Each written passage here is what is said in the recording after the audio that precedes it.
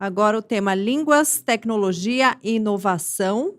Teremos como coordenador Antônio Branco, da Universidade de Lisboa, que está conosco virtualmente.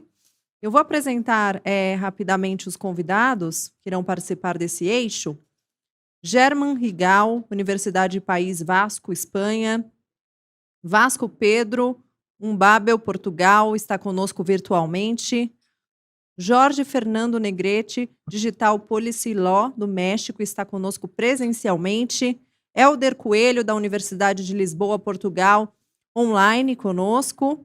E Christopher Schub, Defined Brasil, virtualmente conosco. Eu já passo a palavra, então, ao coordenador, Antônio Branco, com a palavra.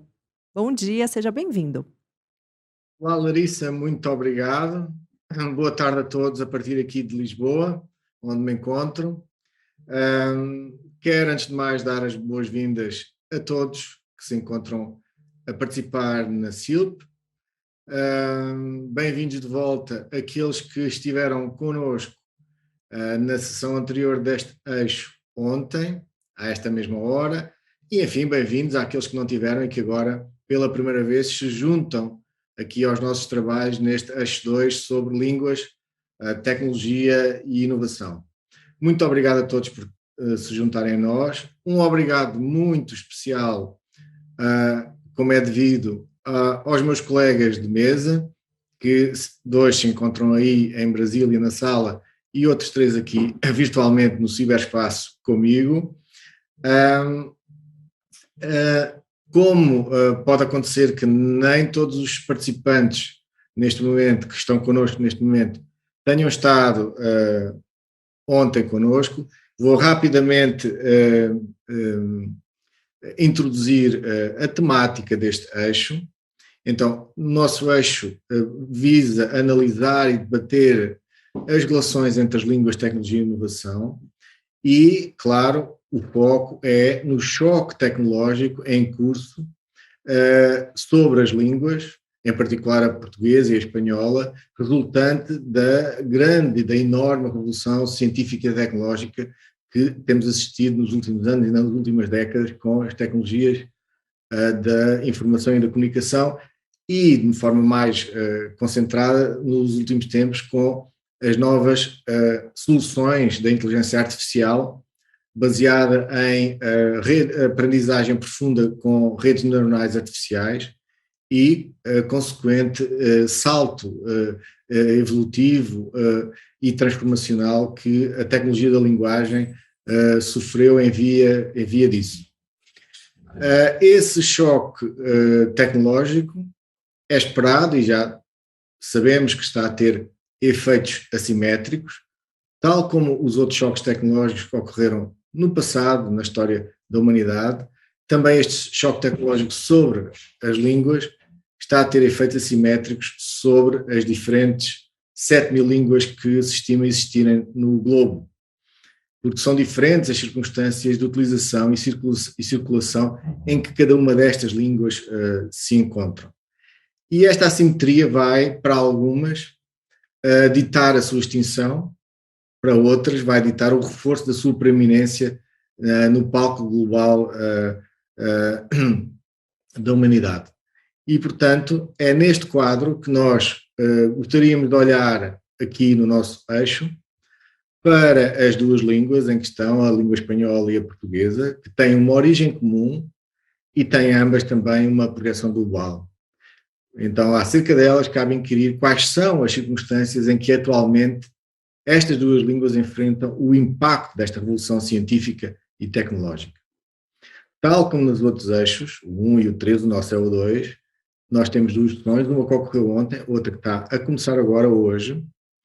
Ontem tivemos uma sessão fantástica com um painel de peritos que contou com a contribuição de um jornalista, uma investigadora científica, uma cientista, se quiserem, um ativista social e 2 gestoras educacionais e culturais. Hoje, voltamos a ter um conjunto fantástico de painelistas que conta com o diretor de um centro de investigação em tecnologia da linguagem, o CEO de uma startup com negócio em tradução automática e outras tecnologias da linguagem, o presidente de uma empresa de consultoria em direito e políticas para o setor digital, ainda um dos pioneiros da IA em Portugal, cuja tese de doutoramento nos longínquos anos 70 incidiu sobre o processamento computacional da linguagem, e ainda, por último, mas não com menor importância, o diretor do departamento de aprendizagem automática de uma startup com negócio na inteligência artificial e as tecnologias da linguagem. Portanto, são estes os meus colegas que eu tenho aqui comigo, a quem volto a agradecer terem aceito o convite para estarem aqui hoje e contribuírem para esta mesa, partilhando, ou compartilhando, como se diz no português do Brasil, os seus saberes, o seu know-how acerca deste tema, e compartilhando com os restantes participantes e procurando avançar na reflexão e na análise desta temática. Então, ontem estivemos debruçados sobre as oportunidades que se abrem com as tecnologias da linguagem. Hoje vamos um passo à frente e focar-nos nos desafios e nas eventuais ameaças para as línguas portuguesa e espanhola. E deixem-me apontar 2 ou 3 perguntas que enviei aos meus colegas de mesa para lhes dar uma ideia de qual era o objetivo do nosso debate hoje e para animar a reflexão. E que eu compartilho agora também com todos vocês aqui que estão a participar hoje. Perguntas como, importantes para nós, como, por exemplo, como recuperar de atrasos e assegurar a preparação tecnológica atempada das línguas espanhola e portuguesa para a era digital? Uma pergunta importantíssima. Como garantir a soberania linguística e tecnológica ao serviço do interesse comum e público, face às contribuições e interesses de grandes empresas multinacionais e outros atores privados? Que fazer para se induzir o desenvolvimento de uma inteligência artificial responsável e garantir um acesso inclusivo aos benefícios da tecnologia da linguagem? E ainda, como proceder para mitigar os riscos de uso da tecnologia da linguagem para propósitos criminosos, de sabotagem ou de desinformação? Isto são apenas algumas perguntas que estão na ordem do dia. Muitas outras existem, mas agora é a altura de eu me calar e dar a palavra ao primeiro palestrante que vai falar, que é o meu colega e amigo Germán Rigau, que vem da Universidade do País Basco, Espanha. Ele é diretor do Centro Basco para a Tecnologia da Linguagem e foi consultor, ou se não o principal, um dos consultores principais desde o seu início do plano para a promoção da tecnologia da linguagem para o espanhol, que decorreu durante, e julgo que ainda terá de decorrer talvez, 5 anos em Espanha, com um envelope financeiro de 89 milhões de euros, e é agora também o Germán consultor no Plano Nacional Espanhol de Estratégia para a Inteligência Artificial. Sem mais delongas, por favor, Germán, a palavra é tua. Bueno, ¿me oís? ¿Sí? ¿Sí? Ya, vale. Bueno, pues muchas gracias. Primero, Muito obrigado. Gostaria de agradecer com a organização desse painel, Também. dessa conferência, e de me convidar para participar neles. Um prazer estar aqui com os senhores, e ainda que eu sou especialista em questões de tecnologia de linguagem, inteligência artificial, e levo muitos anos e fiz meu doutorado nessa questão. É muito interessante, muito bom participar de eventos onde existe muita inteligência humana. ups.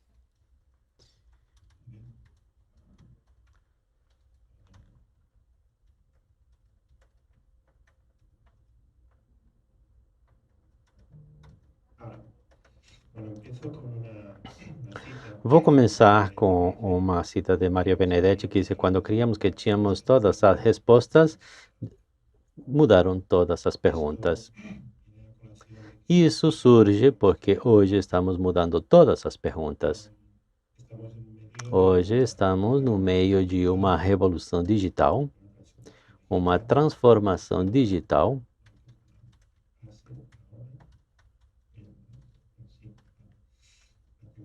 A tecnologia da linguagem e a inteligência artificial, estamos dentro de um novo paradigma da inteligência artificial, o que faz é mudar as nossas perguntas. Estamos dentro de um ciclo de descobrimentos acelerados, de transformação com avanços impressionantes.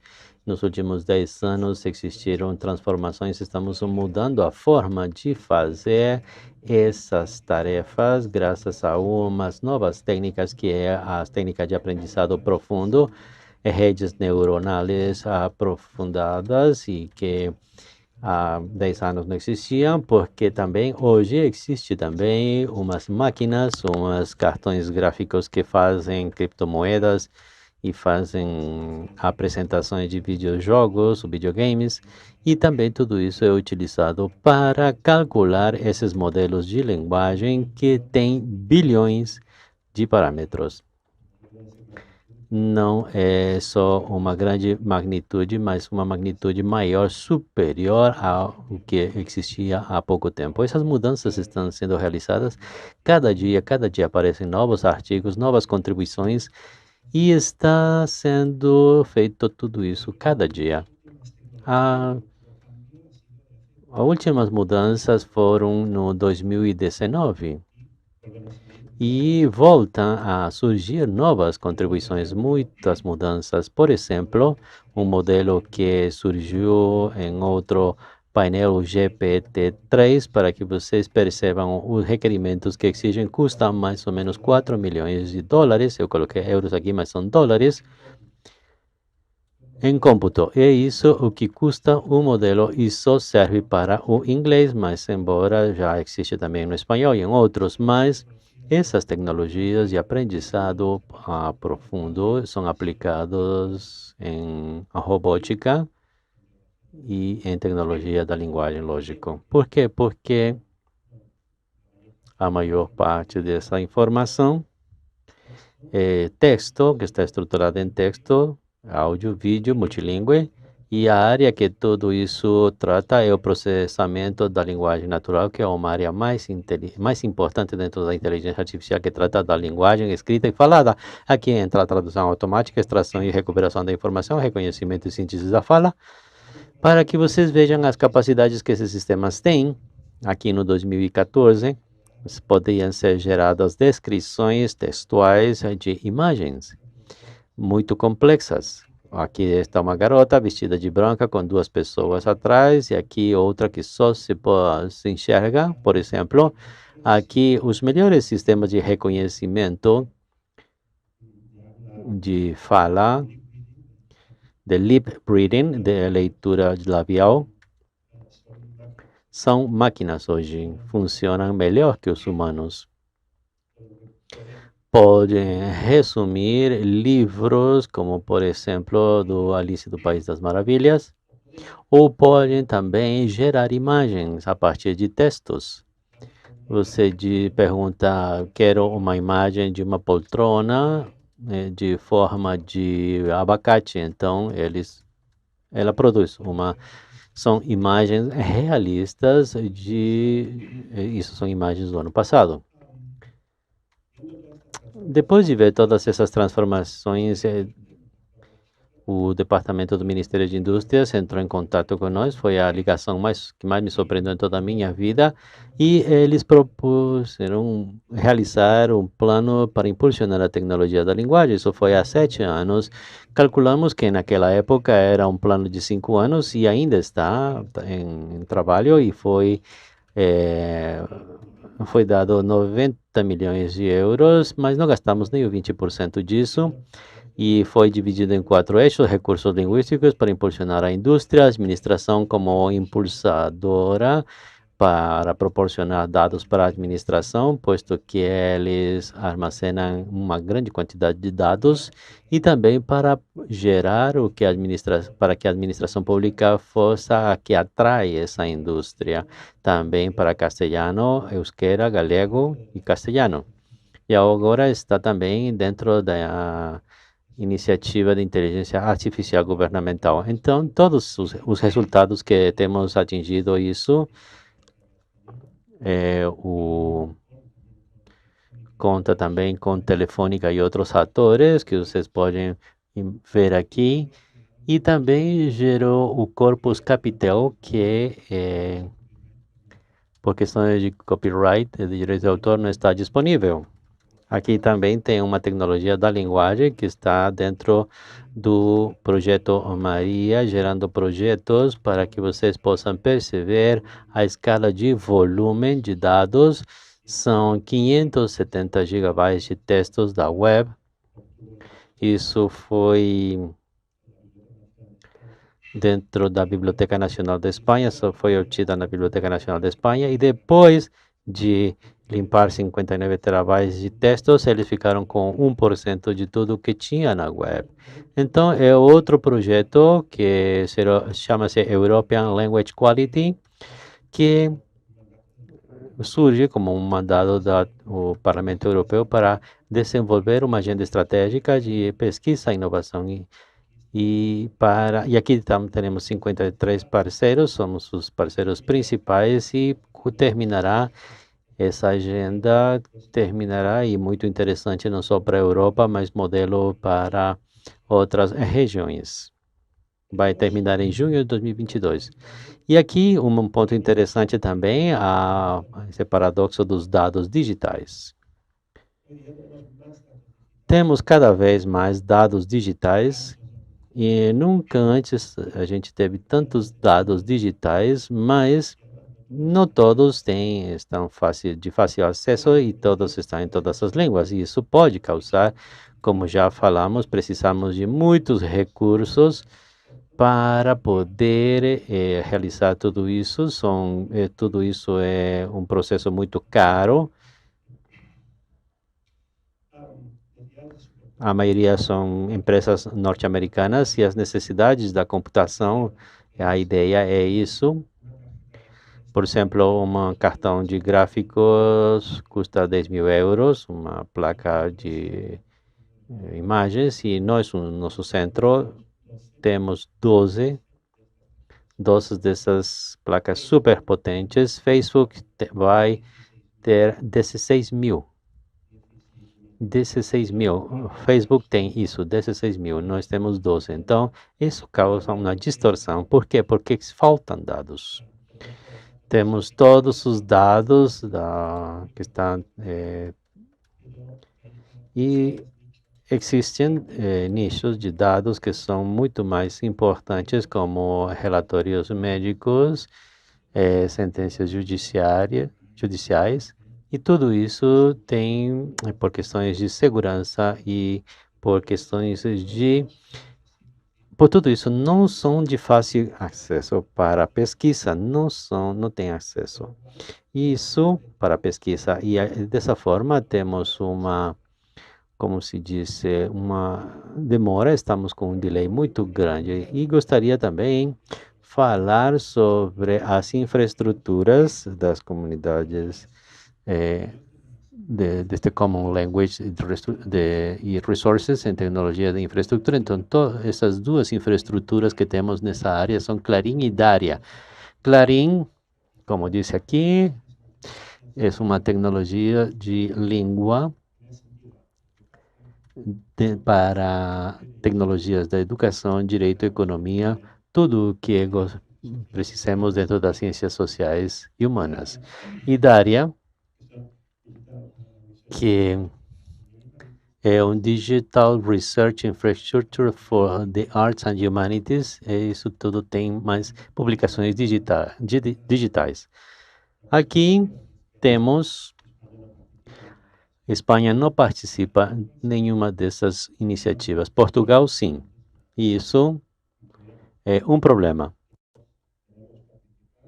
Queremos participar, estamos nos organizando e queremos participar em breve num formato Claria, que junta os dois, o Clarim e o Dariam. E isso junta infraestrutura, serviços e também a comunidade, que é o mais importante, a comunidade para a qual daremos serviços e que esperamos juntos com a Europa e mais adiante juntar-nos com companheiros da América Latina. Então, em resumo, nós temos aplicações que até pouco eram impensáveis, elas têm resultados surpreendentes. Nós temos resultados que às vezes é até difícil de acreditar, mas precisamos mais cooperação e coordenação.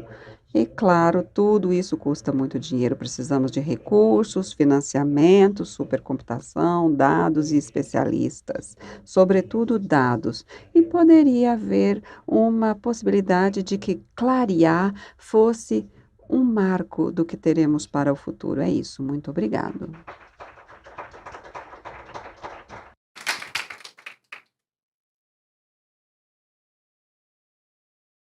Muito obrigado, German, pela tua contribuição fantástica. Na sessão de ontem, eu procurei animar um pouco, fazendo perguntas entre palestrantes. Acabámos meia hora depois do prazo para terminar, então hoje vou adotar uma estratégia diferente. Eu vou passar de imediato ao seguinte palestrante, procurando que no final a gente consiga reservar algum tempo para as pessoas que estão na plateia possam colocar as suas questões também.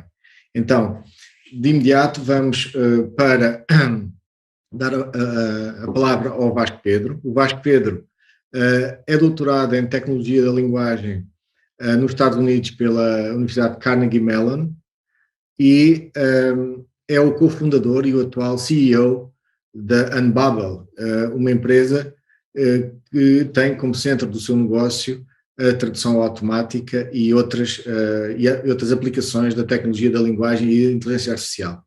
Vasco Pedro, por favor. Obrigado. Boa tarde. Obrigado, António. Obrigado pelo convite. É um prazer estar aqui.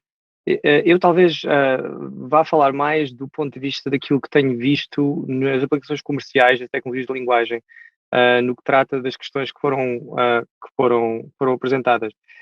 E tem sido interessante porque, se nós olharmos para conteúdo online, em 1998, inglês representava quase 80% do conteúdo que estava disponível. Mas hoje em dia isso mudou. Estamos num ponto em que inglês representa quase 25% do conteúdo e a expectativa é que vá ficar mais ou menos nos 10% nos próximos 5, 10 anos. Parece um bocado contraintuitivo. Mas o que está a acontecer é que cada vez mais as pessoas, a maior parte do conteúdo que de facto é produzido através de redes sociais, em que as pessoas escrevem updates e informação que não é tanto o conteúdo, digamos, mais preparado, mas são coisas mais do momento. E tipicamente quando o utilizador escreve em redes sociais, tem tendência a escrever na sua língua nativa. O que nós estamos a ver é, por um lado, uma maior globalização, portanto, a expectativa que do ponto de vista empresarial haja uma presença global rápida, sobretudo em produtos digitais. Portanto, vemos isso em fenómenos como Pokémon Go, em que numa semana toda a gente no mundo está a utilizar, mas o mesmo está a acontecer também a nível empresarial. Há um produto novo, seja Slack, e no instante começa a haver uma expectativa que esse produto seja comercializado em cada vez mais mercados. Mas, por outro lado, temos as pessoas de cada país cada vez mais a produzirem, a consumirem conteúdo na sua língua nativa. Por exemplo, se formos ver o topo de sítios onde as pessoas do Brasil lêem as notícias, ou as pessoas de Portugal, ou as pessoas da Rússia, ou as pessoas da China, vemos que tipicamente são recursos jornalísticos na sua própria língua, e não numa língua em inglês, por exemplo.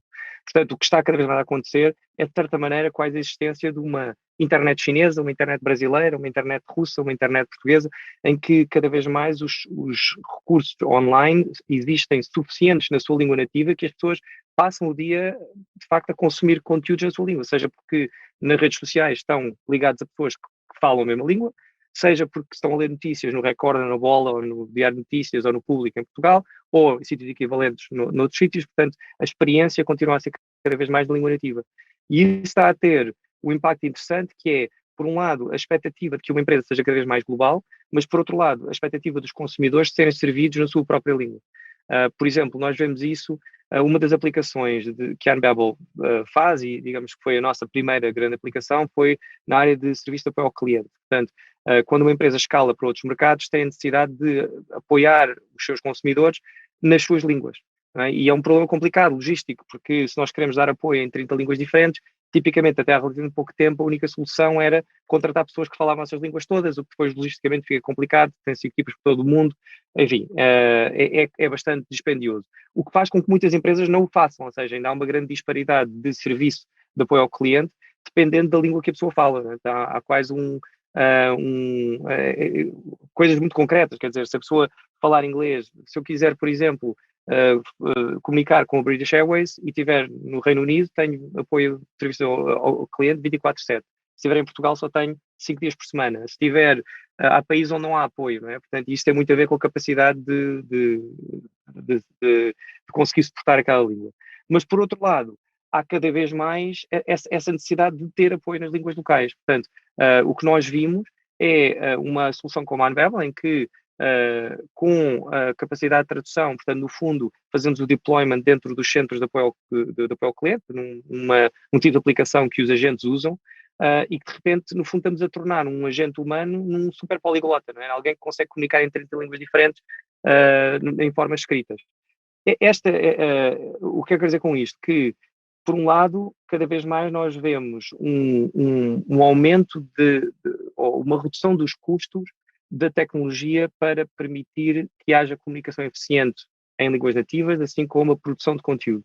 Seja, e neste caso estou a falar mais especificamente de tradução, mas também com os modelos de aprendizagem profunda em Machine Translation, em tradução automática, o que vemos é que, e mesmo internamente na Unbabel, o que estamos a ver é algo que há 5 anos atrás, um modo de interação de chat, portanto, que é necessário ser real-time, usando só a tradução automática, a qualidade da tradução não estava lá e, portanto, não era possível usando só o motor de tradução automática, e hoje em dia, para situações mais informais, para situações de chat, já há uma percentagem das situações onde, de facto, isso é possível. E, ao fazer isso, o custo de suportar essas línguas baixa drasticamente, o que, por sua vez, dado a pressão do mercado para que as empresas apoiem essas línguas, faz com que isso aconteça mais rapidamente. Temos cada vez mais empresas a apoiarem, a permitirem, a darem suporte a cada vez mais línguas. E isso vai se propagar a todas as funções das empresas, né? Portanto, vamos ter a mesma questão a nível de marketing, a nível de vendas, a nível de apoio legal, etc. Ou seja, eu acho que uma das coisas que estamos a ver é a redução dos custos de tecnologia para permitir que cada vez mais, uma maior percentagem de serviços e bens funcionem em línguas nativas, vai fazer com que essa língua se mantenha cada vez mais ativa, porque as pessoas não precisam de sair da sua língua para aceder a produtos e serviços. Portanto, isso é uma das coisas que estamos a ver e eu acho que é interessante e que vai ter um peso enorme nos próximos anos. Por outro lado, isso tem um potencial interessante e difícil, que é ver-se cada vez menos, é algo que eu acho que tem uma correlação com a polarização de opiniões que se vê neste momento no mundo inteiro, que é, há uma limitação da largura de banda no ser humano para consumir informação.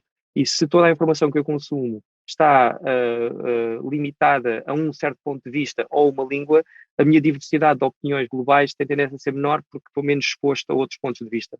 Portanto, é um bocado os dois lados da mesma moeda, não é? A capacidade de manter a minha língua nativa mais ativa e poder comunicar mais facilmente a todos os níveis, mas por outro lado está mais limitado com os pontos de vista globais a que tenho acesso e que vejo.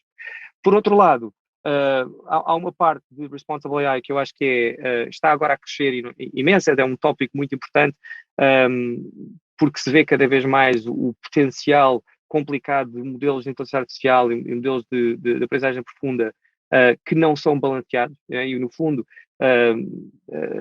a aprendizagem automática aprende dos dados que existem, portanto se os dados em si não forem balanceados, os modelos também não o serão.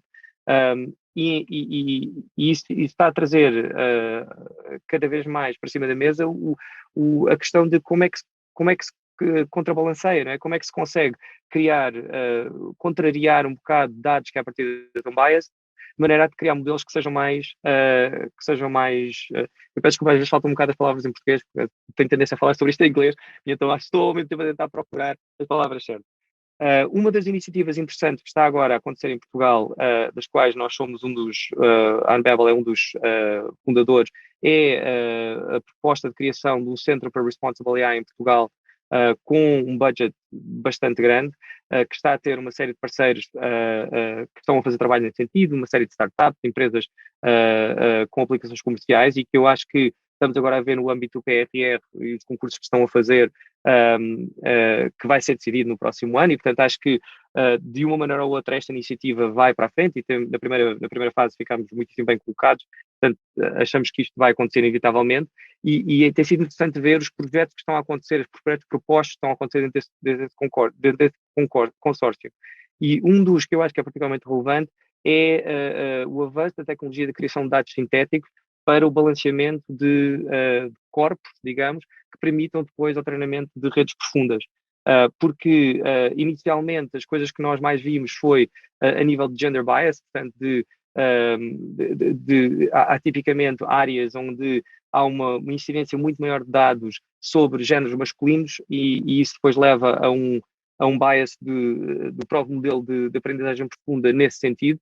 O exemplo típico é há profissões que tipicamente são descritas como ser mais masculinas ou mais femininas, e isso, no fundo, cria problemas depois a nível de como é que um modelo assume o modelo do mundo, não é? E há uma série de startups, a Wideira em Portugal é uma das startups que vem neste momento à cabeça, que estão a focar-se como é que nós conseguimos criar, que é uma ideia que já existe há bastante tempo, não é? Mas está agora a ganhar cada vez mais relevância, de utilização de métodos de criação de dados artificiais e sintéticos, de maneira a compensar as lacunas dos dados originais que estão usados para treinar esses modelos. Portanto, eu acho que isso é uma das técnicas que se vai ver cada vez mais, que é nesse ponto, na criação dos dados, que nós temos o maior controle de como é que os modelos depois vão funcionar, não é? Portanto, se nós conseguirmos, por cima do ponto de vista estatístico, consegue-se perceber relativamente fácil, desde as dimensões que estamos interessados, e a língua é uma dessas dimensões, consegue perceber relativamente facilmente em que situações é que há lacunas, não é? Onde é que nós temos que criar dados de maneira a equalizar o corpus, e, por sua vez, depois permitir um treino mais equilibrado dos modelos que usamos em produção. Portanto, são duas tendências que eu acho que são interessantes e relevantes para este tópico. Ok, presumo que terminaste por agora, Vasco, certo? Sim, muito exatamente. Obrigado então pela tua alocução inicial. Vamos então agora passar ao próximo orador. Neste caso vai ser o Jorge Fernando Negrete. O Jorge Fernando Negrete, de forma diferente dos últimos dois oradores, o Vasco e o German, não é cientista, tem um background em Direito, é presidente e fundador da empresa Digital Policy and Law Group, uma das empresas consultoras mais influentes na América Latina, que lida com as políticas públicas e de regulação das telecomunicações e da área digital. Ele é também, atualmente, membro do Conselho Consultivo do Instituto Federal de Telecomunicações do México. Então, Jorge, por favor, a palavra é tua. Obrigado, Antônio, obrigado a você, obrigado a OEI, obrigado a CEGIF, pelo convite, sobretudo pela possibilidade de falar com vocês sobre a evolução das nossas línguas com a inovação, ciência e tecnologia. Eu vou voltar a falar a minha língua madre. Graças. Obrigado. Para que as coisas existam, é preciso referi-las. A minha prática com vocês vai ser muito simples. É de onde vem o mundo digital, o que está acontecendo hoje e para onde vamos, e a vinculação disso com as línguas, nesse caso com o português e com o castelhano. Para que as coisas existam, é preciso mencioná-las.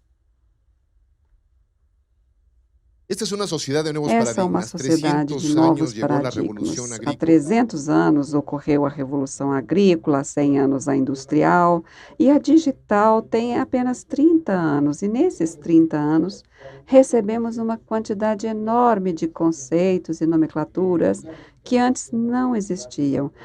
Existe agora a digitalização, todos podem entrar nesse mundo digital, a comunicação é móvel, levando um dispositivo para vários lados, a internet, esse mundo interessante de relações digitais através das telecomunicações, a banda larga. Ela não é como a internet, ela tem a capacidade agora de transportar mais quantidades de dados através da internet. Existe uma convergência, a possibilidade de levar o sinal de internet linear para todos os tipos de plataformas, Smart TV, smartphones, satélites, DVD players, ou vários tipos ou equipamentos de jogos, por exemplo. Essa convergência gera novos negócios e oportunidades na comunicação. Os números desde 1968, de quando surgem os primeiros computadores, falava-se que a cada 2 anos teríamos maior capacidade. Era a lei de Moore, capacidade de processar informações e duplicar a capacidade de informações de dados. Essa lei de Moore, hoje em dia, já vem se colapsando, porque a capacidade não aumenta a cada 2 anos, às vezes a cada ano ou até meses, conforme o caso. Temos a nuvem, por exemplo. Então, enquanto estamos nos comunicando aqui de forma híbrida, tem uma nuvem aqui no meio de nós. Toda essa informação passa pela nuvem, ela media a nós. Não é a câmera, é a nuvem que processa essas informações. E essas informações acontecem muito na nuvem, na internet das coisas. Temos a realidade aumentada, inteligência artificial, a realidade virtual e também o metaverso, o mundo paralelo. Então, a língua espanhola, ela é forjada por viajantes, por pessoas que caminham, imigrantes. Isso é o que dizia o Carlos Fuentes. O mundo digital também é isso. São viajantes, andarilhos, que usam esse conceito que não existia no mundo virtual antes. Isso nos afeta. Somos viajantes e que tivemos essa nave da comunicação desses conceitos. E essa comunicação são os serviços de telecomunicações. O computador era essencial, mas as telecomunicações e a internet chegaram junto com a computação e o mundo foi massificando essas tecnologias. O 1G era a voz, 2G a capacidade de mandar voz e mensagem, 3G o BlackBerry, é uma banda curta com um pouco de internet e depois vem os primeiros escritórios ou computadores móveis, um BlackBerry já 3G e depois o 4G, 8 anos depois, e depois Barack Obama entra já nos Estados Unidos com outras tecnologias, vem o Facebook, vem outras redes, existem milhões e milhões de conexões móveis e agora vem uma outra tecnologia aí que rompe com tudo isso, é o 5G. Então, essa é a grande nave que vai massificando a linguagem digital e os serviços de telecomunicações e de internet. Então, as fronteiras vão se destruindo, elas vão se colapsando, elas vão deixando de existir. Eu estudei radiodifusão, propriedade intelectual, e no mundo jurídico, essas matérias agora vão se juntando. Isso acontece também na economia da tecnologia, das políticas públicas. O mundo digital começa a eliminar fronteiras entre as diferentes matérias ou temas. Tudo agora é digital. Não há uma ferramenta mais poderosa de linguagem e transformação social que a internet e as telecomunicações. Mas temos um novo paradigma.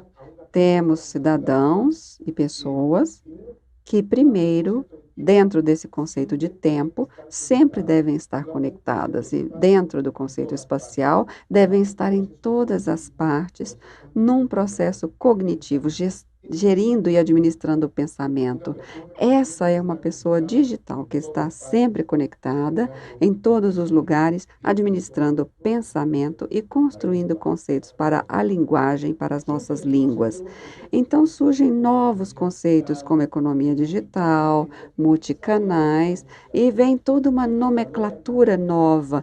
Temos novos conceitos, valores e nomenclaturas. Temos externalidades dessas naves viajantes das transformações tecnológicas. Temos conceitos novos como inovação constante neste novo mundo. Isso vem da economia também, essas externalidades, coisas que antes não pensávamos e que agora existem como externalidades. Temos os mercados locais que passam a ser globais, temos as redes de telecomunicações que se convertem em mercados, a era do acesso. Ninguém quer a propriedade das coisas, as pessoas querem sim ter acesso às coisas, ao Spotify, ao Rap, ao Spot Music, enfim. As pessoas não querem simplesmente uma música, elas querem milhões e milhões de acessos no mundo digital. Elas não querem ter propriedade a um carro, elas querem ter acesso a um carro. Elas não querem ir a um quarto de hotel, elas querem viver experiências que são vendidas na rede. Os grandes hotéis já não são proprietários de nenhum quarto. O Airbnb está aí. Nós temos uma rede grande, nós temos a Amazon, que não é dona de nenhuma loja, mas que vende coisas de várias lojas. Então, essa economia colaborativa cresce nas plataformas digitais, surgem os primeiros pinhos digitais, a primeira revolução digital vem construindo novas linguagens e cadeias de valor e modelos de negócios. Surge então um mundo novo, com novos conceitos, novas infraestruturas, mais investimentos, cadeias de valor e mais termos novos que vão surgindo e invadem a nossa linguagem e as nossas línguas. Vamos eliminar os eufemismos. Estamos vendo o nascimento dessa primeira revolução digital. 100 anos atrás, compreendemos o nascimento dessa revolução industrial, que criou a economia viajante da Inglaterra para todo o mundo, que construiu nações e civilizações neste instante. Somos testemunhas desta primeira revolução digital da nossa civilização. Além disso, temos um direito fundamental nas categorias linguísticas, surge o direito como contribuidor para esses novos conceitos. O direito de acesso à internet, que vem de 2012 na Comissão das Nações Unidas, mas ponham atenção nisso. O direito de acesso à internet é um direito fundamental, mas um direito fundamental e todos os direitos fundamentais são universais, indivisíveis, interdependentes e programáticos. O que quer dizer que o direito à internet é um direito que habilita outros, é direito à saúde, direito à cultura, educação, mobilidade. Quem ficou conectado na pandemia com o dispositivo de internet teve o privilégio de manter seus direitos fundamentais como a liberdade de expressão, acesso à informação, direito de acesso à cultura, à saúde e à mobilidade. Gente, assim, quem não teve um dispositivo como esse, ele foi marginado digitalmente ou pobreza digital. Novas políticas públicas nascem, por isso deve existir uma nova política linguística com nomenclaturas e conceitos. E é por isso eu sustento que, junto com Garcia Marques, que existe uma relação intrínseca entre a literatura, a inovação e a tecnologia digital. O mundo era tão recente que muitas coisas não tinham nome e para mencioná-las tínhamos que mostrá-las com o dedo. Então, é isso, por exemplo, a democracia digital, direitos fundamentais, economia digital, governo digital, sociedade de direitos digitais que ainda não existiam. E vou concluir nos últimos 30 segundos, que esse relacionamento entre a literatura, a criatividade latino-americana e a tecnologia é sustentada com uma simples afirmação do poeta mexicano Efraín Huerta, falando das nuvens, e eu estava falando da cloud, do mundo tecnológico, e ele disse que as nuvens são as irmãs mais velhas dos sonhos. Muito obrigado.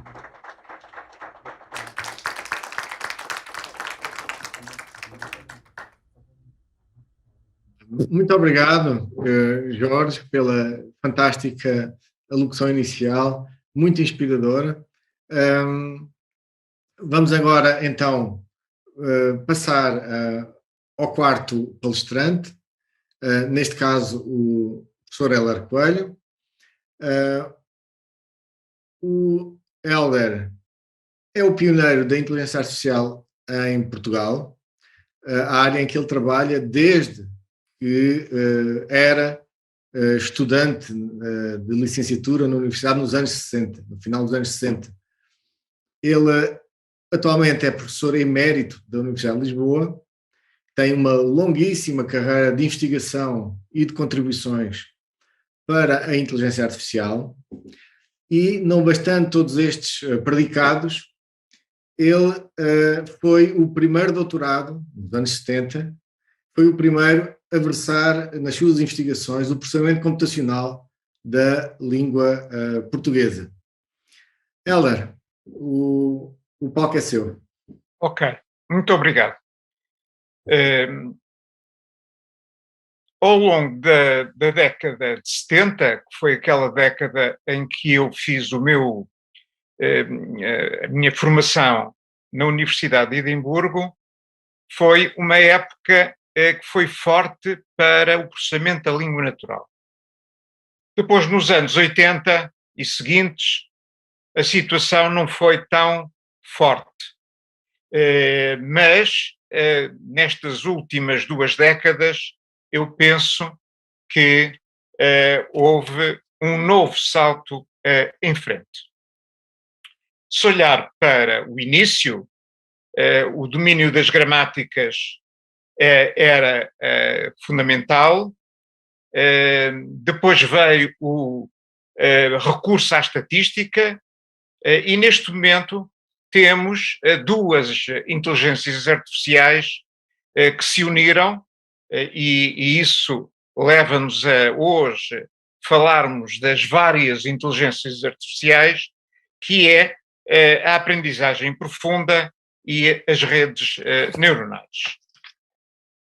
Nas últimas 2 décadas, a Google representa um esforço grande, não só no reconhecimento do discurso, mas também na compreensão e na tradução automática com a construção em 2022 de 109 idiomas e tendo em construção e em versão beta 126 línguas. Isso leva-nos a reconhecer que, por um lado, a base científica e universitária teve um impulso muito grande, mas a base privada, as empresas, neste momento estão a fazer avançar muito mais depressa do que os cientistas novas ideias e já veremos que eu vou precisar precisamente uma delas. As funções que aparecem neste momento como importantes têm a ver com a tradução de frases escritas, tradução na web, tradução de documentos, tradução de discursos, tradução de imagens, transcrição. E isso é acompanhado por um esforço em não ficar numa só especialidade, mas tentar ter mais diversidade. Nomeadamente a entrada em cena dos modelos de linguagem, nomeadamente nos transformadores, tem dado nos últimos anos um sentido maior a esse progresso.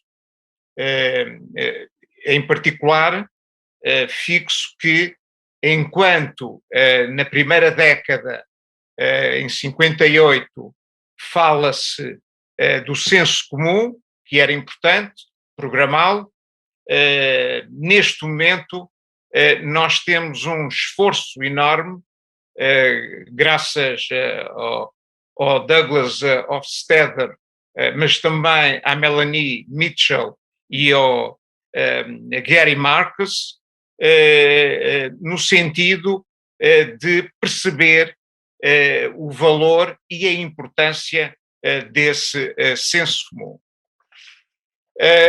Os modelos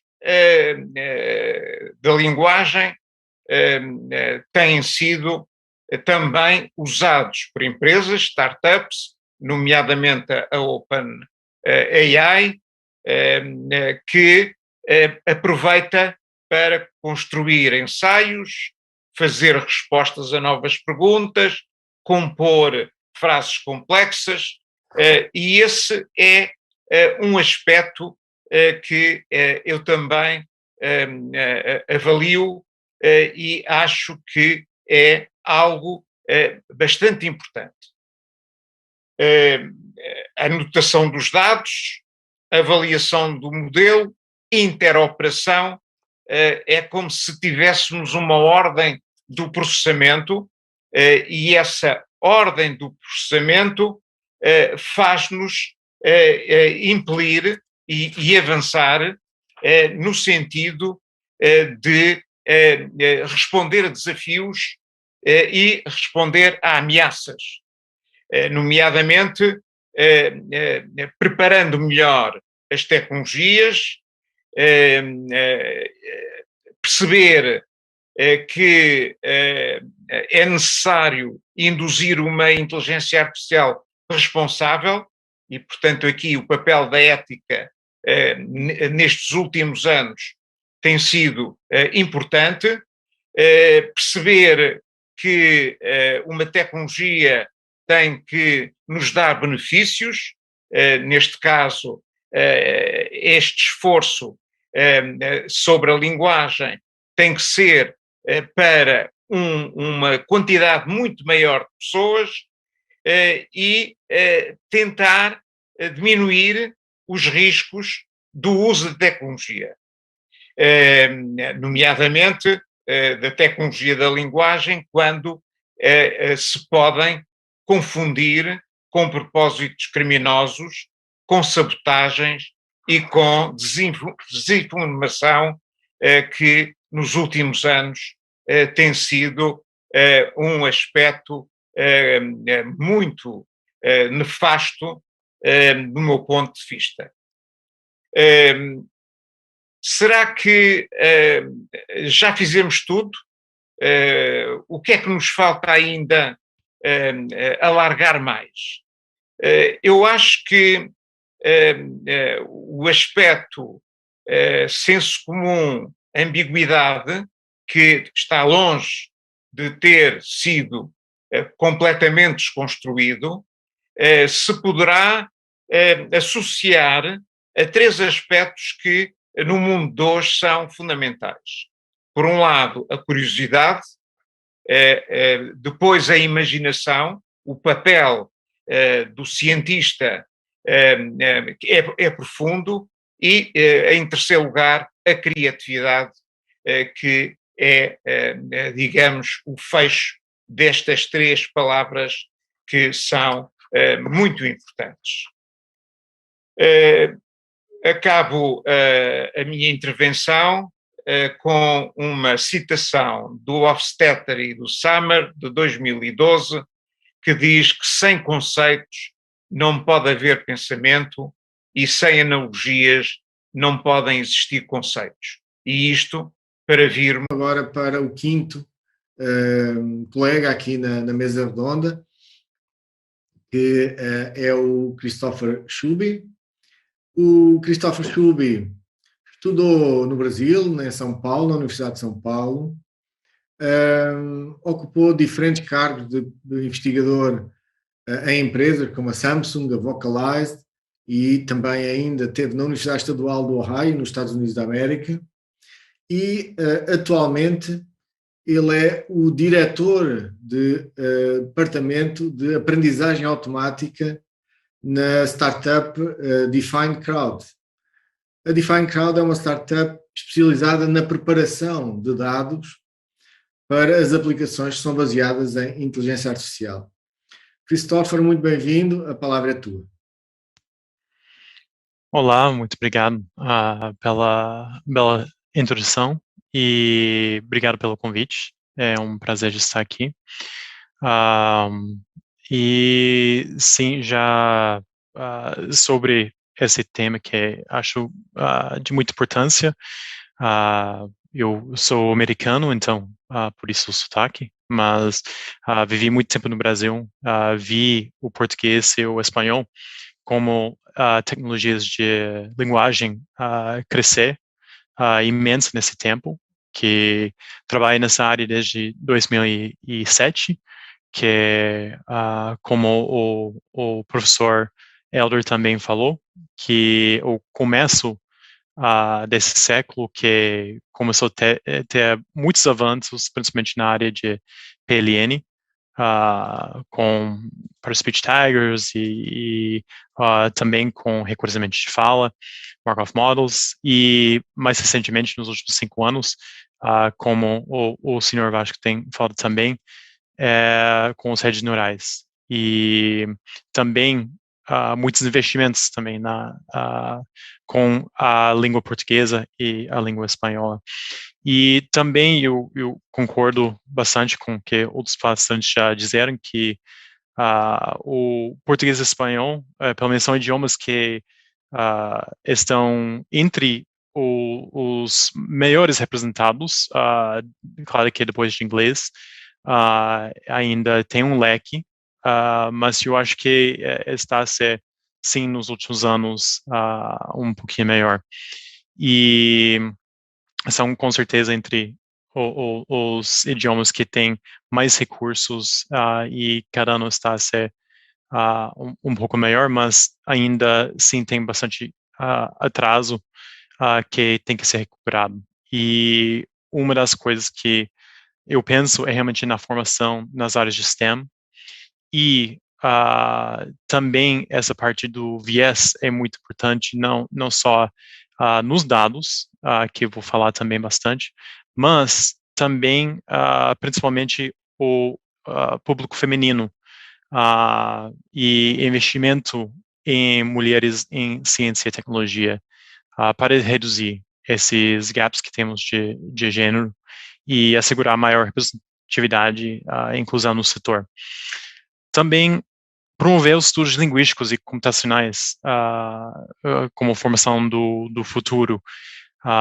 Ainda há muito lugar para estudo linguístico, mesmo que as redes neurais e extração de características brutas é o que domina, mas o conhecimento, estamos longe de algo muito perto de um broad AI, e precisamos, sim, de muito knowledge-based ainda. E também promover as comunidades de linguistas, de cientistas de computação e outras áreas de investigação, através de criação de bolsas científicas e investimentos nas empresas e profissionais, e nesses programas da Bazuca Europeia e outros programas que foram mencionados já. Tem bastante iniciativa para isso, e é sim a área empresarial que está a liderar a parte de investigação, e também eu acredito que tem muito interesse em ter uma abrangência maior em cobertura de idiomas, e isso é importante. Também a parte de garantir a soberania linguística e a tecnologia ao interesse do comum, e também face às empresas grandes, multinacionais. Eu acredito que a democratização dos dados é uma das coisas fundamentais. Como o Vasco já também falou, temos também, na Define, somos uma empresa de dados, de criação de dados, principalmente através de crowdsourcing, e temos um marketplace, e através do marketplace oferecemos dados balanceados por gênero, por idade, por dialeto, entre muitas outras características com metadados. E isso sim é importante de conseguir balancear esse problema. Claro que ainda com esses modelos grandes que aprendem de muitos dados, tem muito trabalho para fazer. Não vai consertar isso tão rápido, mas tendo bases boas, pelo menos, para conseguir fazer fine-tuning e criar modelos baselines melhores, eu acho que é um primeiro passo. Também promovendo a legislação, também que permite regular melhor os problemas que temos com a inteligência artificial na área de viés e promover awareness sobre viés e o que acontece também segurança, privacidade e a privacidade pessoal. É muito importante que vemos hoje em dia tem tido ataques nas últimas semanas cá em Portugal também dos dados, e já houve deepfakes sobre com a voz, por exemplo, na Alemanha, que um subsidiário da Inglaterra transferiu centenas de milhares de dólares, achando que era o CEO dele. E é uma pessoa que ele conhecia. Então, já sim, esse perigo existe. Ano passado, isso foi 2019, ano passado também foram 35 milhões de uma empresa das Arab Emirates também, que através de texto e de fala foi sujeito também a um deepfake.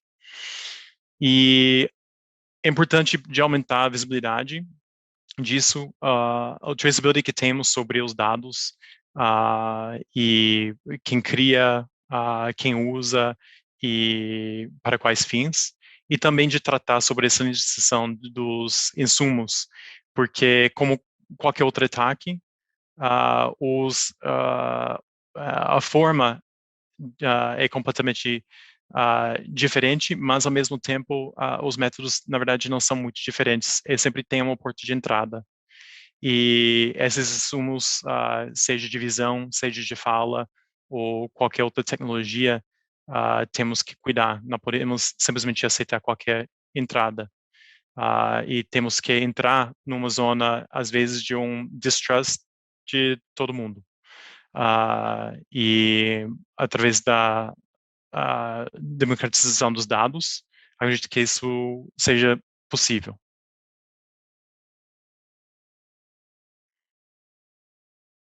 E tu terminaste aqui, Cristóvão, foi? Sim.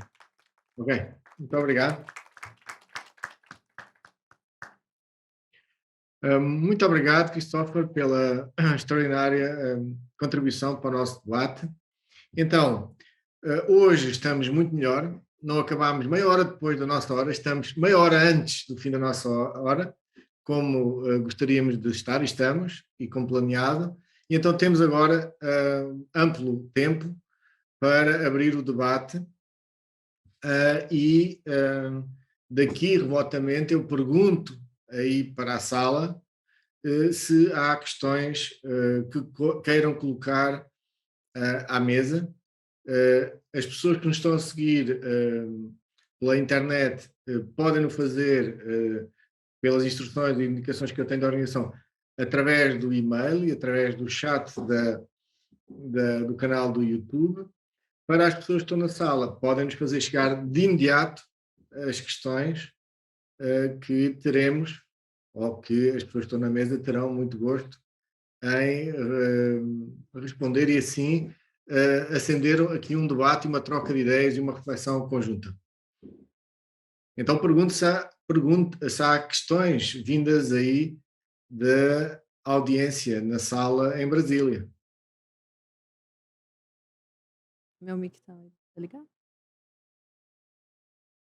Já temos questões aqui na sala. Boa tarde.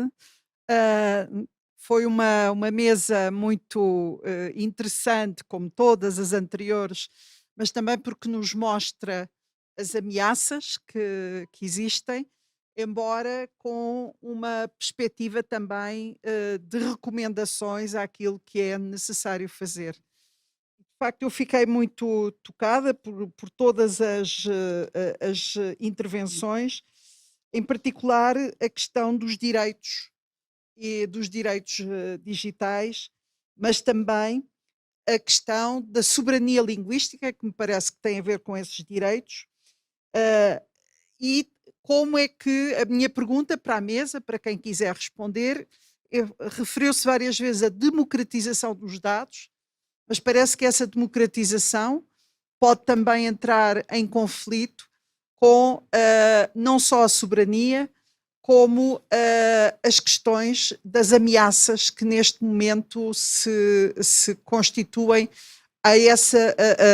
aos dados. E, portanto, tivemos aqui várias referências aos perigos que também existem. Portanto, como é que compatibilizamos a democratização, a soberania e depois a proteção e os direitos que existem? Portanto, pegando em algumas palavras, alguns termos que nos levam, obviamente, para questões muito complexas. Eu deixo a resposta a quem o professor António Branco entender que pode responder. Bem, muito obrigado, Ana Paula Laborinha. Se eu estou bem a reconhecer a voz e não é uma deepfake neste caso, porque eu daqui só estou a ver o palco, não é? Só consigo ver o palco. Eu vou agarrar na pergunta e procurar envolver aqui os nossos participantes, aqui os nossos painelistas, e vou dirigir-me ao Jorge Fernando Negrete, porque foi ele, mais do que qualquer outro, falou dos direitos e do direito do acesso à internet, ao acesso à internet como um direito. Ultimamente, ou recentemente, ou progressivamente, temos vindo a verificar que foi-se tomando consciência, aceitando e defendendo que as pessoas têm o direito a usarem a língua da sua escolha, ok? Mas garantir o plurilinguismo pode fazer, em larga medida, por decreto.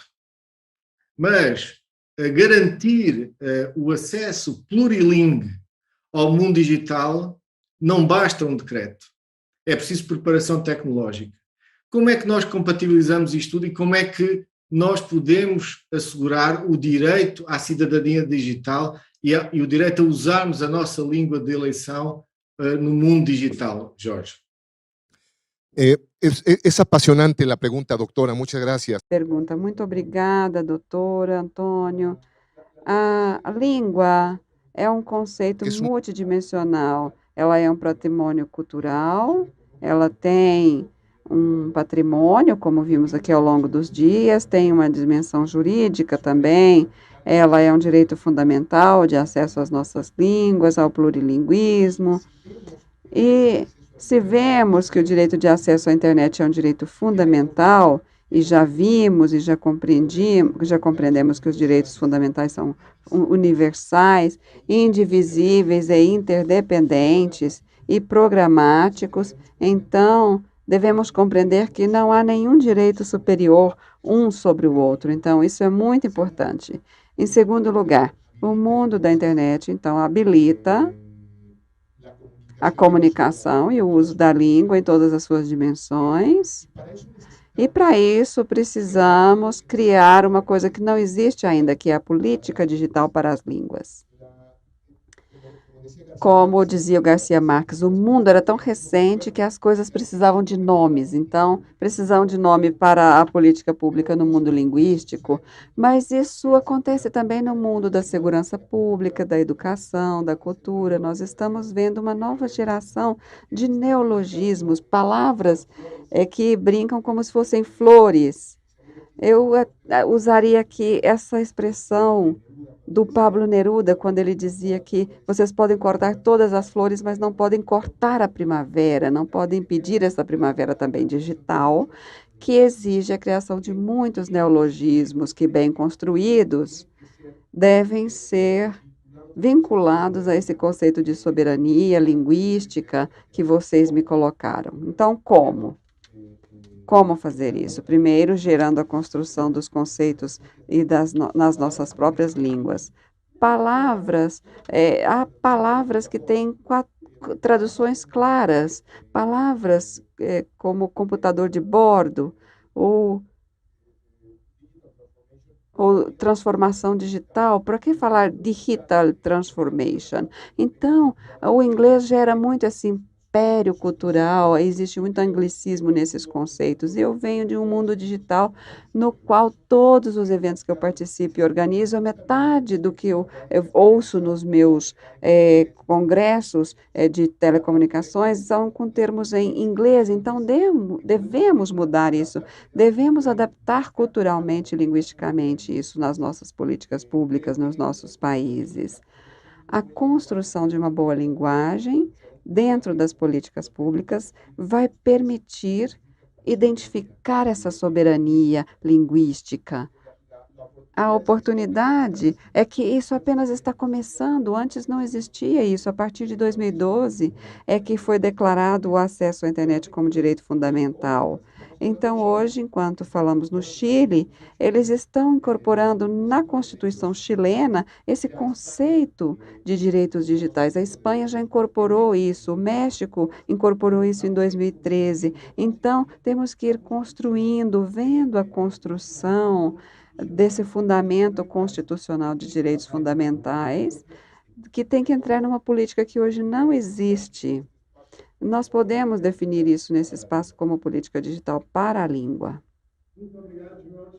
Vou reter essa expressão fantástica que tu trouxeste ao debate em resposta à parte do questionamento da Ana Paula Brinco, que é o termo política digital linguística. E com esse termo, vou agora agarrar na segunda parte da pergunta da Ana Paula, acerca da democracia dos dados e acerca da soberania linguística, e vou dirigir-me ao Herman, porque o Herman foi consultor e está por dentro e conhece por dentro uma das iniciativas mais significativas no espaço europeu de exercício, de tentativa de exercício desta soberania digital, desta democracia dos dados, foi o plano de impulso para a preparação tecnológica da língua espanhola.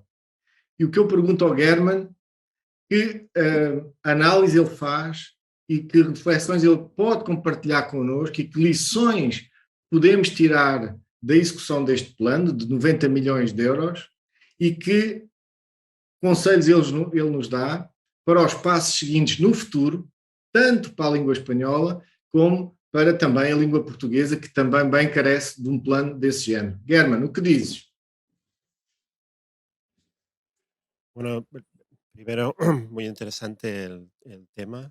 Esse tema, eu acho que é muito interessante esse tema e essa pergunta. Eu não tenho uma resposta evidente para isso. O plano de impulso e esse projeto que estamos trabalhando agora com a União Europeia, no Parlamento Europeu, sobre a igualdade linguística na Europa, todos esses temas estão sendo tratados, claro, mas sempre existe esse compromisso entre tornar públicos os dados, entre a privacidade, a questão da garantia de que não se faça mau uso dos dados ou usados para a desinformação ou para que sejam aproveitados. E, por outro lado, temos esse tesouro que as administrações têm, um tesouro que é guardado em dados e que são muito úteis e que não podem agora, não podemos entrar e pesquisar nesses dados agora. As empresas, quando desenvolvem um produto, elas precisam ter acesso aos dados também. Então, é preciso haver um compromisso Existem ferramentas, por exemplo, para anonimizar. Você pode anonimizar. Você não precisa anonimizar cada um dos relatórios médicos, mas existem programas que podem neutralizar os tipos de verificações, ou podem fazer até verificações humanas. Então, existe uma iniciativa na Europa que se chama Data Governance Act, ATA para o governo dos dados, ou a governança dos dados, e esse programa vai nos permitir avançar neste âmbito. Ele vai garantir o acesso, por exemplo, para que façamos esse trabalho com os dados públicos, trabalhar com essas iniciativas. E, além disso, qualquer iniciativa dessas, no final das contas, precisa da colaboração e da confiança. E isso, cada instituição é super soberana com seus dados. Elas têm muito medo de fazer qualquer coisa ou que qualquer pessoa tenha acesso a esses dados e manipulem esses dados. Então, conquistar esta confiança é muito difícil. Muito difícil, porque não existe confiança, porque não existe garantias. Então, é preciso encontrar os marcos jurídicos, os marcos legais, para também fazer isso com confiança e com tranquilidade, porque senão não avançaremos. Nós avançaremos em áreas nas quais existem outras legislações mais liberais, não sei se liberais, menos restritivas, talvez, e que permitam fazer qualquer coisa com os dados.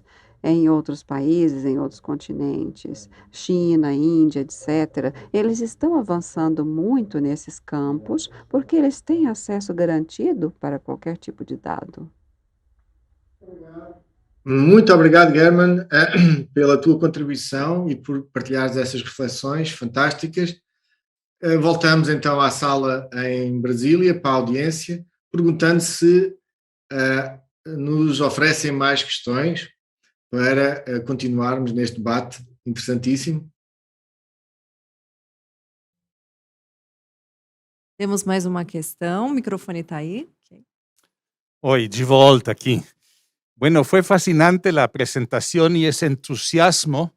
Durante a apresentação e o entusiasmo por essa nova era digital, eu lembro muito do entusiasmo do século XVIII e XIX sobre o novo capitalismo e as novas máquinas, as máquinas a vapor, por exemplo, e esse crescimento infinito que isso tudo prometia.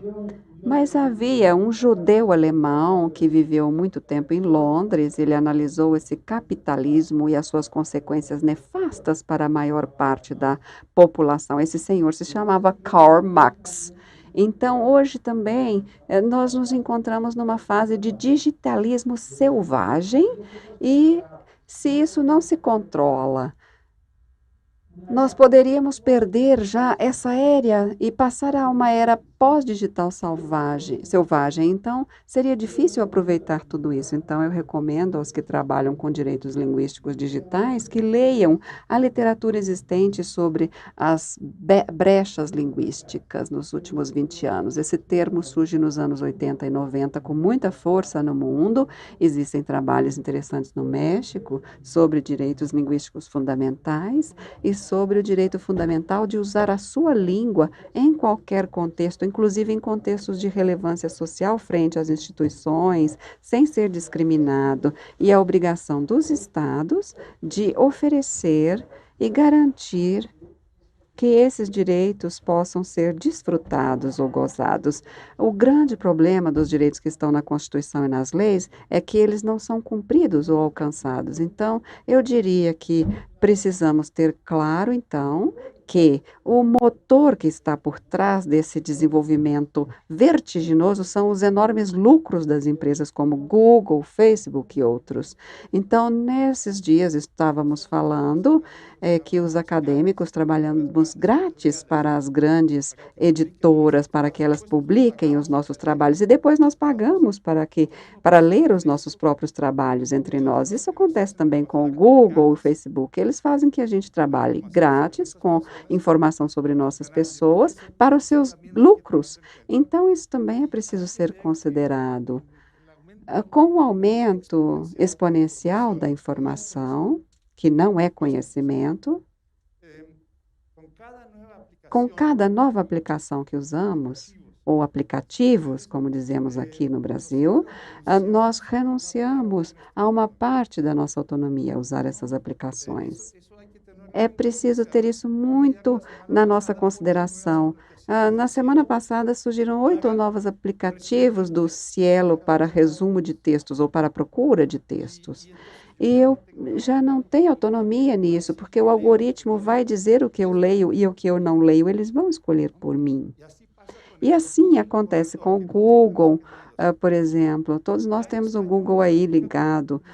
No espanhol, nós temos também aplicado os princípios do inglês, temos um discurso simplificador, que é o ideal do discurso científico em inglês. Existem sugestões para, por exemplo, tire esse adjetivo no seu texto, só um adjetivo basta. Isso também não é uma regra em alemão, esse discurso resumido, esse resumo de adjetivos, por exemplo, não é uma regra em todos os idiomas. Então, as iniciativas humanas devem se fortalecer. Os algoritmos não podem nos programar e controlar toda essa técnica. Do professor Hamel. Eu posso, então, ajudar a encaminhar a questão para alguém que possa ajudar-nos a refletir sobre ela. Se me permite, professor, eu vou dirigir-me aqui ao meu colega na mesa, ao Vasco Pedro. Por um lado, porquê? Porque eu senti, se calhar não erradamente, no início da sua fala, uma forte invectiva contra o hipercapitalismo, neste caso o hipercapitalismo dos dados, do digital, e nós temos aqui na nossa mesa, não sei se será um capitalista, não é um capitalista, não sei qual é a conta bancária que ele tem, mas é alguém que vive e faz a sua vida e o seu negócio nessa onda do chamado hipercapitalismo, que é o Vasco, que é fundador de uma startup e o CEO, e portanto, eu se estivesse no lugar dele, sentia-me o alvo dessa invectiva. Por outro lado, o Vasco é também uma vítima, digamos assim, dessa hiperconcentração de poder nas big techs, nas Googles, nas Amazonas, nas Facebooks, que têm um poder de, digamos, de sucção de tudo à sua volta, em termos de dados, em termos de dinheiro, de talento, etc., etc., e que esvaziam e criam o deserto à sua volta, inclusive criando muitas dificuldades para iniciativas muito bem sucedidas, como a do Vasco Pedro, que tem uma startup muito bem sucedida, roubando-lhe a possibilidade de protagonismo. E então a pergunta que eu faço ao Vasco é: será que aqui haveria lugar a uma intervenção do Estado, não só reguladora, mas sobretudo no sentido de desenvolver recursos e ferramentas para o processamento da linguagem natural, do espanhol, do português, que depois disponibilizando conseguiria mitigar e contratuar contra esta tendência monopolista e ajudava não só a soberania, a cidadania digital das pessoas, mas também das pequenas empresas e médias empresas que querem fazer o seu negócio? O que é que te oferece dizer, Vasco, perante tudo isto? Pois, de facto, é uma pergunta interessante. Bem, para já eu sou inerentemente e tendencialmente um otimista e penso sempre que, no fundo, a tecnologia é uma força essencialmente democrática. No sentido que, no geral, as novas tecnologias vêm permitir a que, tipicamente, um número menor de pessoas, ou até um indivíduo, fazer aquilo que antigamente era necessário um grupo maior de pessoas, ou vários indivíduos. E uma das coisas que também eu acho que é relevante, uma das áreas em que eu fiz investigação antes de começar a Unbabel foi em análise de redes sociais, no técnico na altura, no Estudo Superior Técnico, ou seja, era o tipo de investigação em que o que é que se conseguia deduzir do ponto de vista sociológico através da análise de redes sociais alargadas. E uma das perguntas que mais me faziam, que tem um bocadinho a ver com isto sobre outra perspectiva, é então e a privacidade? Não há o medo da privacidade. E eu dizia sempre que o conceito de anonimidade, de ser anónimo, é relativamente recente da raça humana, não é? Vem com a criação de grandes centros urbanos. Na grande maioria da vida do ser humano, nós vivemos em pequenos grupos, aldeias, tribos, em que a privacidade era bastante reduzida. Numa aldeia, toda a gente sabe onde é que a pessoa comeu, com quem é que viu, o que é que se foi ou não foi à igreja, no caso de países católicos. E, no entanto, isso nunca impediu que houvesse segredos, casos, mentira. Portanto, o ser humano tem uma capacidade incrível de encontrar estratégias e tecnologias que permitam manter e criar uma privacidade quando assim é necessário. E eu acho que hoje em dia isso também acontece. Eu acho que havia uma inerente tendência para a anonimidade em grandes centros urbanos, que, por sua vez, à medida que nós tornamos cada vez mais uma aldeia global, as tecnologias e o avanço da tecnologia também torna isso mais difícil, por um lado. Por outro lado, é cada vez mais fácil, quando alguém quer, usar tecnologias como VPNs, como browsers específicos, tipo, que dão acesso a dark web, não é? que tipicamente é associada com algo muito negativo, mas não é necessariamente essa utilização. E agora estamos a ver uma grande tendência para algo que eu acho que vai ao encontro direto do comentário e a pergunta que foi feita, que é há cerca de 10 anos atrás, 10, 15 anos atrás, havia já uma série de conferências no sentido de ownership de dados, não é? De como é que uma pessoa, um utilizador de internet normal, digamos, tem cada vez mais controle dos seus dados. E que isso era cada vez mais difícil. O que estamos a ver agora, por causa exatamente de aplicações, tipo Facebook, que têm tendência a ser monopolistas e a concentrar toda a gente. E o que nós estamos a ver agora é, com toda a evolução de o que estão a chamar agora Web 3.0, portanto, desde todo o movimento de Bitcoin e das novas tecnologias que permitem a descentralização de dados e de identidades. Estamos a ver algumas coisas tipo NFTs e uma série de empresas a serem construídas em cima da Web 3.0, e um dos grandes motivadores da Web 3.0 é exatamente a descentralização e ownership dos dados. Portanto, já se percebeu que há imensos benefícios no tipo de produtos que estão no mercado, nomeadamente redes sociais, do ponto de vista de comunicação, de acesso à informação, de estar aware de coisas que acontecem rapidamente, e a nova geração de produtos que está a surgir em cima disso é dizer, ok, como é que é possível fazer isto, mas mantendo anonimização, mantendo controle dos dados por parte das pessoas. Portanto, por um lado, há cada vez mais pessoas a trabalharem exatamente em tecnologias que permitem que isso aconteça. Por exemplo, o incubador que a Unbabel fez parte, chama-se Y Combinator, em Silicon Valley, e sob muitos pontos de vista, o maior incubador, mais bem-sucedido incubador de startups do mundo, de onde saíram empresas como Airbnb, Dropbox, Stripe, enfim, todas as digamos, as turmas de startups que foram incubadas têm pelo menos, neste momento, portanto já existe há 9 anos, portanto há 2 por ano, e cada uma tem sempre pelo menos uma empresa que ou é bastante conhecida ou vale pelo menos mais do que 2 mil milhões. Portanto, tem sido impressionante o sucesso. E tem sido, neste momento, quando a Unbabel fez parte em 2014, o batch, portanto, o número de empresas eram 60, neste momento são 500, portanto, está a haver uma expansão, uma democratização inclusiva de fazer empresas, e é interessantíssimo ver a percentagem de fundadores que está a criar empresas exatamente em tecnologias que permitem a anonimização ou a retenção de controle dos dados por parte das pessoas em cima de toda esta trend do Web 3.0. Portanto, acho que isto está a acontecer, não é? Eu acho que para cada pessoa que inventa uma tecnologia que permite o controle maior de alguém, há outra pessoa que inventa uma tecnologia que permite exatamente o oposto. E, no fundo, o que nós vemos é que o mercado tem tendência a ditar, ou seja, aquilo que as pessoas geralmente querem tem tendência a levar à evolução das tecnologias nesse sentido, não é? Portanto, eu acho que toda a gente partilha da mesma opinião de eu quero ter acesso aos meus dados e controle sobre eles e que isso não seja prejudicial à minha capacidade de utilizar a internet, seja ou não capitalista, não é? Portanto, do ponto de vista pessoal, eu tenho interesse para que essas tecnologias evoluem, existam e vou também utilizá-las.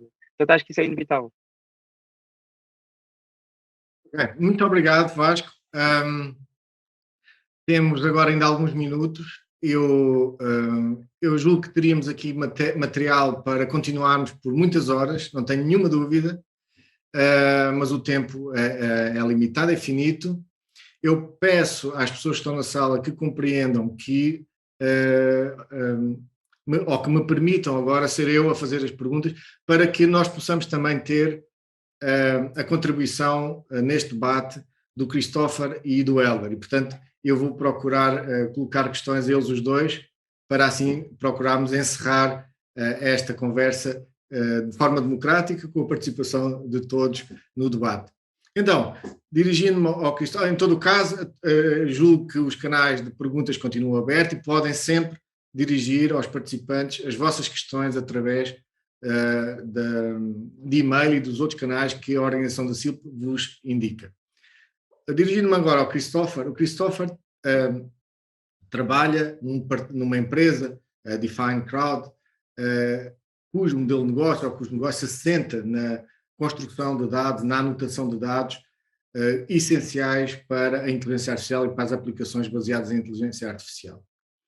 E as pessoas discutem bastante, e o próprio Christopher e outros aqui trouxeram esse assunto para cima da mesa, a questão éticas, a questão dos vieses dos dados, a questão, tudo isso, e há um grande cuidado, o Vasco também mencionou o projeto, a iniciativa em que ele está, da construção do centro de IA responsável em Portugal e tudo mais. E isso é olhar para os problemas éticos do ponto de vista do utilizador final das aplicações. Eu queria provocar um bocadinho o Christopher e pedir a reflexão dele para esta outra questionamento ético, não no que diz respeito aos utilizadores finais das aplicações e dos dados, digamos assim, mas na própria construção dos dados. O que é que eu quero dizer? A Define Crowd, o crowd vem de crowdsourcing. O crowdsourcing são pessoas que são pagas ao clique. Eu sou de uma família que tem memória da região do país onde nós vivíamos, e ainda hoje falamos da Praça da Jorna, em que as pessoas eram contratadas ao dia e ao fim do dia eram despedidas. Eu julgo que ser contratado ao clique é 1000 vezes pior do que a Praça da Jorna antiga nos campos agrícolas de Portugal. Não há aqui também uma dimensão ética preocupante, ou pelo menos com a qual nós deveríamos preocupar, Christopher? O que é que tu achas da tua experiência na tua empresa? Bom, é uma bela pergunta. Não julgo que é pior, julgo que hoje em dia temos muitos recursos que ajudam também. Mas é verdade que estamos num espaço onde esses abusos podem sim acontecer. E, primeiro, sobre a ética, estamos também envolvidos também com o governo de Portugal, quanto a nossa CEO, a Daniela Braga, que está no Comitê de Ética do Biden, o presidente dos Estados Unidos, que também se preocupa bastante com essas questões. Sobre crowdsourcing, é muito importante essa questão e nós temos muito orgulho de oferecer valores justos em todos os países que trabalhamos. E isso acaba sendo um diferencial no mercado. Nós também temos um aspecto muito importante que é a qualidade dos nossos dados. Nós respeitamos o GDPR também nos Estados Unidos, EPA e tudo mais. E temos escritórios nos Estados Unidos e na Europa, também no Japão.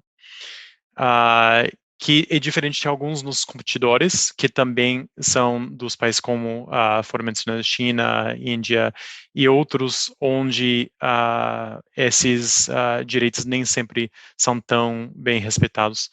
Uma vantagem que temos é que trabalhamos com a linguagem e especialmente a fala, que é algo que é muito difícil de escalar e requer muito tecnologia e muito know-how. No espaço de imagens, por exemplo, isso é um bocado mais difícil, porque também bounding boxes, coisas assim, não precisa ser um nativo de sueco para fazer. e isso ajuda imenso também. Então, sim, isso é um cuidado que temos sempre, que sempre pagamos um valor justo, e eu acredito que, pelo menos para Define, isso não é de grande tema. Ok, muito obrigado pela tua resposta leal à minha provocação aberta. Dirijo-me agora ao professor Hélder Coelho. O professor Hélder Coelho é claramente o decano de todos os participantes aqui nesta mesa e, portanto, tem a honra de ser o último a intervir e a encerrar a mesa. Ao longo da sua carreira, tem tido imensas contribuições marcantes para abrir espaços de colaboração com o Brasil e com a América Latina na área da inteligência artificial e da tecnologia da linguagem. Tendo em conta a sua experiência, como analisa o atual estado de coisas a este respeito? Que recomendações fará ou faz, neste momento, aos decisores de políticas públicas a este respeito? Como podemos aumentar a colaboração no espaço ibero-americano? Estas são as questões que eu deixo para si, professor. O som interessante, é mas a situação neste momento a nível mundial não é muito aberta a esse tipo de iniciativas, nomeadamente no contacto luso-brasileiro. As dificuldades são grandes, por razões políticas, obviamente. Mas, do ponto de vista académico, eu julgo que a situação é mais fácil de apoiar. Apesar, por exemplo, no caso português, eu verificar que o intercâmbio entre Portugal e o Brasil é relativamente pequeno. Eu tive, desde 80 até 2016, um esforço muito grande, não só para ajudar a inteligência artificial no Brasil, que em 80 praticamente era nula, haviam 3 investigadores já doutorados, mas não faziam nada que desse origem a que houvesse um grupo e que ele pudesse depois fortalecer-se. No caso português, também a situação de contacto com o Brasil foi dificultada, apesar de, ao fim de tanto empurrar, conseguiu-se levar um grupo de 35 portugueses, 35 investigadores, ao Brasil, precisamente para fazer um contacto que, infelizmente, não teve depois resultados que nos agradaram e, de certo modo, ficou destruído logo nesse próprio contacto. Portanto, há esse desejo dos investigadores de contactarem outros países e de fazerem a cooperação. Isso é natural. Há pouco falavas da questão da aldeia e dos segredos bem mantidos. No caso dos países, isso é mais fácil. Há ligações, há relações, e elas, de certo modo,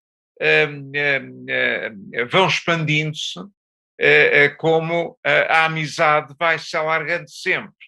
E, portanto, o meu ponto de vista é, por um lado, não muito otimista, por causa das situações, neste momento, em alguns países que fecham os contactos, mas sou sempre bastante otimista e o otimismo é sempre feito com força.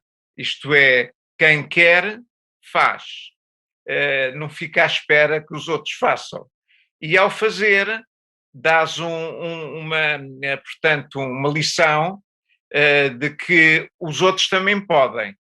E assim se abre um pouco mais as conexões e, eventualmente, conseguem-se objetivos não muito elevados, mas com algum peso. E esse peso vai ter uma força bastante grande depois. É tudo. Muito obrigado, Elba, pela contribuição. Bom, estamos a chegar ao fim, então, dos debates do Eixo 2, que eu tive a honra de ser convidado para coordenar. Resta-me, então, voltar a agradecer ao Jorge Fernando Negrete, ao German Rigal, que estão aí na sala no Brasil, ao Heller Coelho, ao Christopher Schulbe e ao Vasco Pedro, pela vossa contribuição.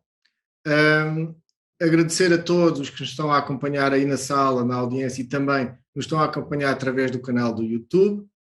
Despeço-me de vocês e passo então a palavra para, se me permite, a minha amiga Larissa, que tanto me ajudou aqui a lidar com esta situação de coordenação à distância. A palavra é sua, por favor.